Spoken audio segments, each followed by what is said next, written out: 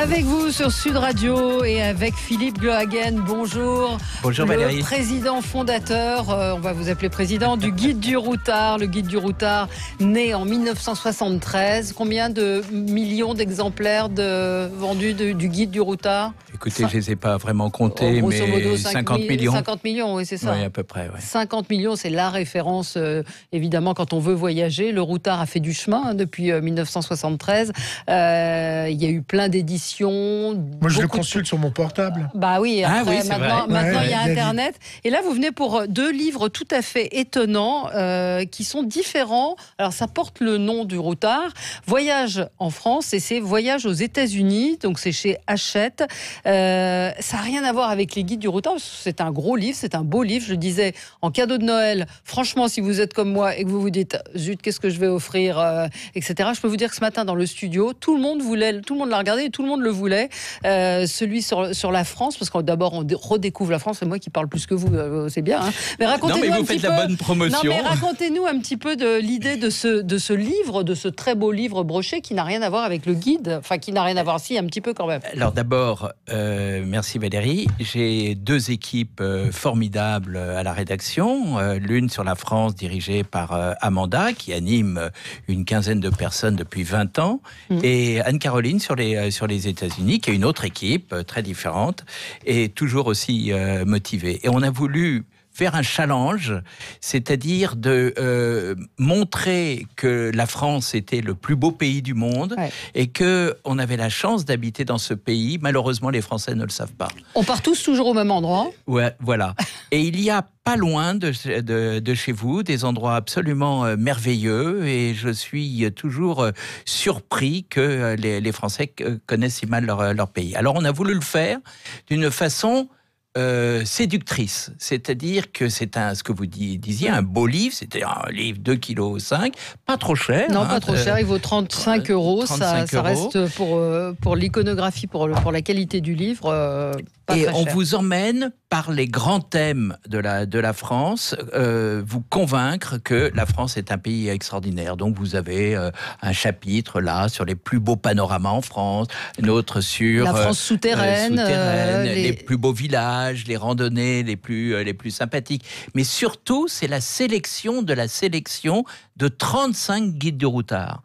Donc c'est une concentration absolument exceptionnelle, avec une maquette fabuleuse, des photos. C'est très ludique, c'est très beau, c'est rapide, c'est pas pompeux comme souvent les livres de tourisme, enfin les livres sur les pays, souvent des grands textes avec des très belles photos. Voilà. Là, c'était extrêmement ludique parce que ce sont des petits encadrés avec énormément d'anecdotes et on découvre plein de choses. Et il y a des entrées qui sont un petit peu amusantes, un peu particulières. Donc, on a un chapitre sur les Françaises rebelles qui ont fait la France, que les gens ne connaissent pas vraiment.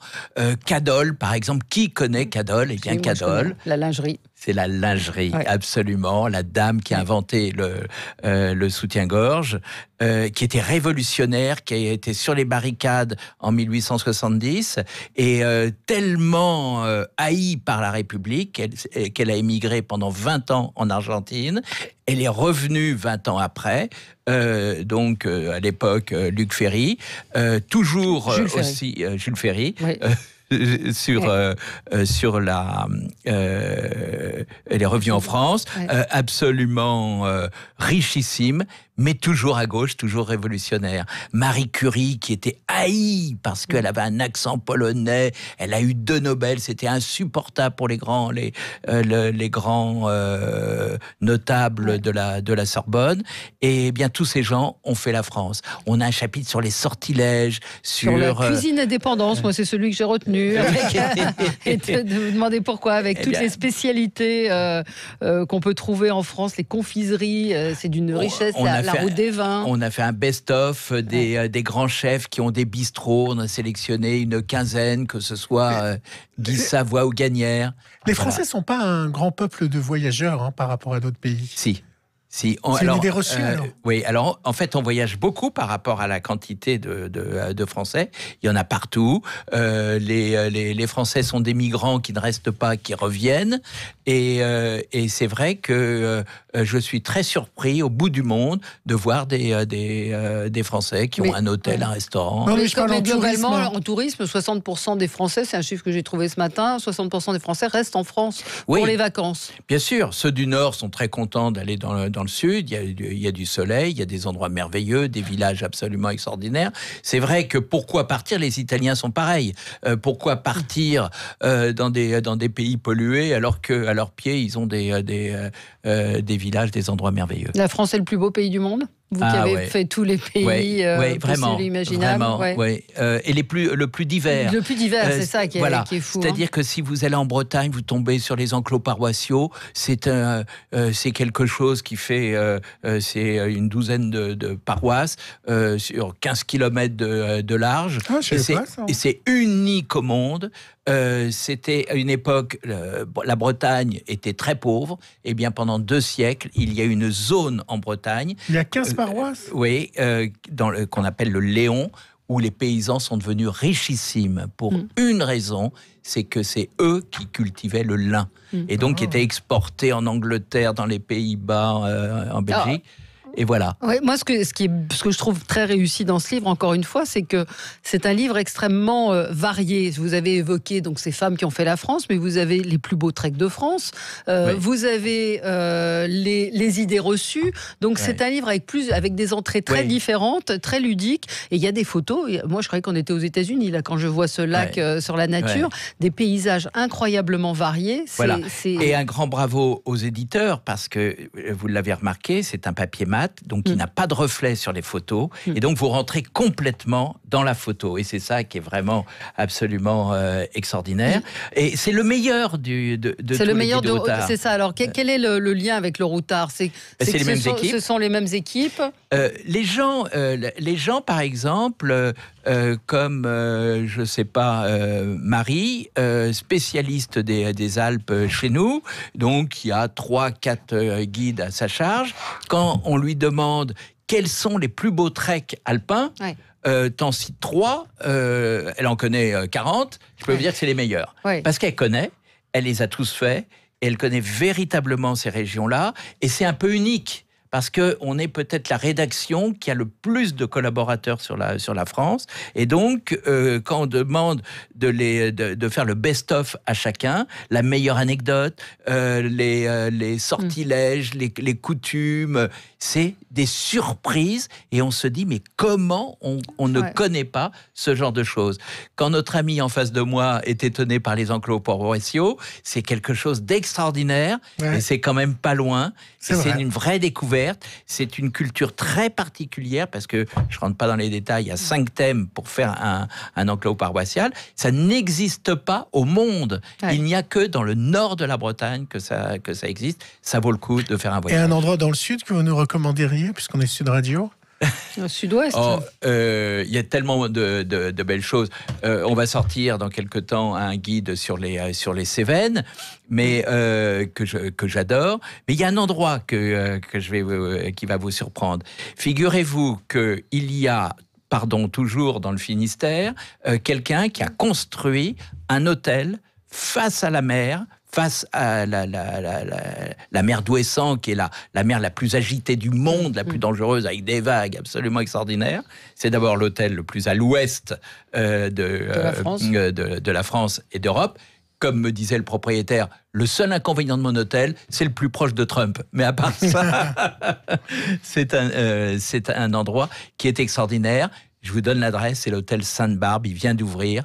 C'est unique en France.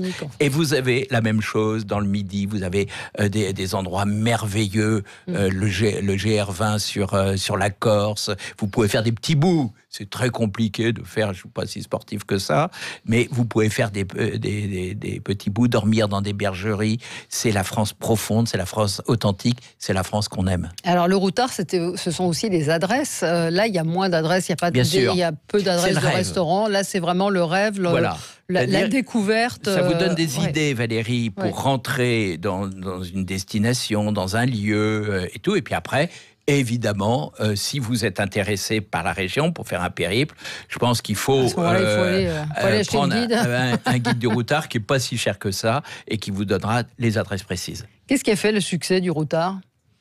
L'analyse que vous en faites 45 ans après ? Oui, alors je vous dirais 2 choses. Premièrement, le travail. Ouais. Il y a beaucoup de travail. Et je vous dirais une autre chose, la sincérité. C'est-à-dire que même si on n'est pas d'accord avec le guide du routard sur une adresse, vous pouvez aller dans un restaurant, moi je préfère celui d'en face. Jamais les lecteurs qui nous écrivent, et on reçoit 25 000 lettres et mails par an, nous disent « vous êtes corrompus, vous avez été invités, c'est une combine, c'est des copains et tout ». Non, jamais. Mais le type du coin, le maire du village, va dire « mais nous, on vient d'ouvrir un restaurant exceptionnel, il faut que vous veniez, voilà la bonne adresse ». Et donc, on a une bienveillance de nos lecteurs et qui nous apporte quelque chose. On a énormément de lecteurs qui sont très spécialisés. Moi, j'en ai vu un jour sur les mosquées, architecte à l'Institut du monde arabe. Il me parlait de la mosquée qui est chez vous à Fréjus, qui a été construite par l'armée française pour les armées maliennes, qui étaient musulmanes. Eh bien, cette mosquée a tous les critères de la vraie mosquée, ce qui est formidable, a été construite par des Français, comme celle de Paris d'ailleurs. Ouais, alors on a une auditrice qui nous dit encore faut-il avoir de l'argent pour voyager. Je vais voir le profil de la dame qui nous écrit ça. Elle a une photo absolument magnifique. Je ne sais pas d'où vous nous écrivez, Gilda, mais je pense que c'est pas justement ce guide, ce livre du routard sur la France montre que dans chaque région, il y a des tas de choses qu'on ignore. Moi, j'ai découvert sur des régions que je connaissais des pépites, des idées. On n'a pas besoin. Et le principe du routard, c'était quand même de voyager sac à dos et de trouver des adresses pas chères. Oui, mais justement, vous avez raison, Valérie. C'est la constatation, c'est qu'en France, il y a plein, comme notre ami, d'endroits que vous ne connaissez pas. Moi, je vais vous donner un endroit que je connaissais pas, que j'ai découvert il y a 15 jours. La Thiérache. Thiérache, c'est une toute petite région au nord de la France, à la frontière belge. Eh bien, figurez-vous que toutes les églises sont fortifiées en Thiérache, parce qu'il n'y avait pas de château pour protéger les populations au Moyen-Âge. Ils ont quand même connu 8 siècles d'invasion, les pauvres. Eh bien, on pouvait vivre, tout le village pouvait vivre à l'intérieur de l'église. Il y avait des meurtrières et tout. Tout a été construit dans un but de défense. Le cadre est splendide, il y a une histoire fabuleuse, parce que malheureusement, ces gens du Nord ont connu les invasions depuis la mort de Charlemagne en 840 jusqu'à Louis XIV, donc vous voyez, ça fait 800 ans. Eh bien, c'était les curés qui remplaçaient les seigneurs inexistants et qui ont protégé les populations, et on voit ces églises absolument merveilleuses, méconnues. Moi, je voulais vous poser une question pratique pour nos auditeurs, et une question que je me suis posée de temps en temps. Est-ce que les autocollants du guide du routard qu'on voit sur les restaurants ou sur des endroits, vous continuez à les distribuer? On peut vraiment s'y fier ou pas?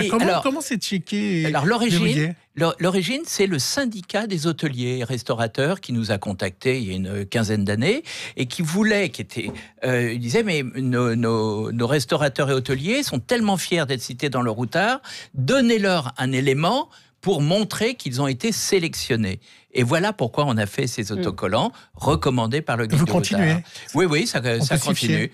Ah bah bien entendu, puisque à chaque fois ça que correspond vous avez à une adresse, c'est une adresse qui existe et qui est sélectionnée par avec la date du guide. Oui, c'est ça. Parfois il y a des vieux autocollants. 1973.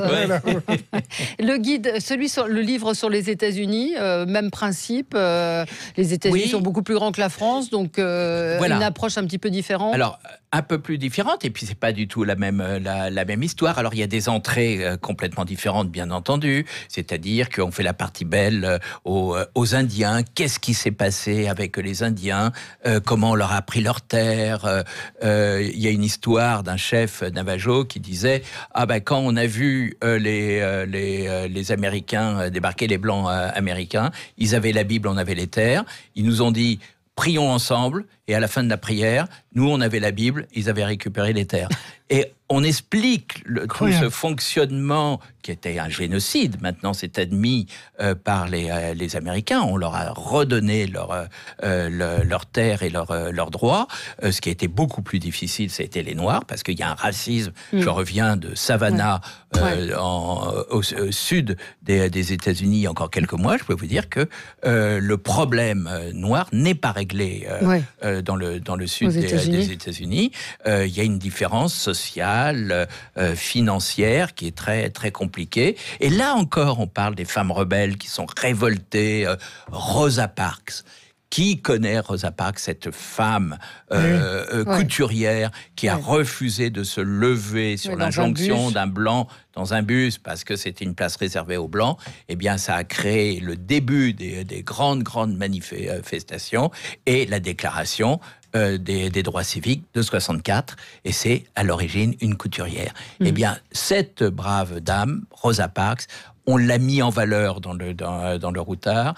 On a mis en valeur Michelle Obama. Michelle Obama, qui était la femme du président, on le sait bien, mais elle a fait quelque chose d'assez extraordinaire.